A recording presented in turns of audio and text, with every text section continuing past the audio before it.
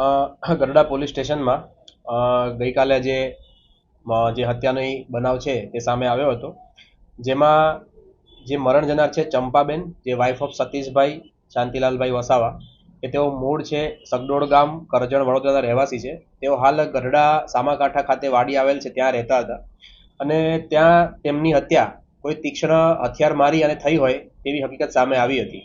આથી આ બાબતે વાડી માલિક દ્વારા ફરિયાદ આપવામાં આવી હતી અને જે દરમિયાન જે શકદાર છે સતીશભાઈ શાંતિલાલભાઈ વસાવા, કે તેમની સાથે આ ચંપાબેન રહેતા હતા, તેમને હાલમાં ડિટેન કરવામાં આવ્યા છે અને તેની પૂછપરછ દરમિયાન પ્રાથમિક દ્રષ્ટિએ ચારિત્ર બાબતની શંકા હોય તેવી હકીકત જણાઈ છે. આથી આ બાબતે ગરડા પીઆઈ છે તેમણે તપાસ સંભાળી અને આગળની કાર્યવાહી છે તે શરૂ કરી છે.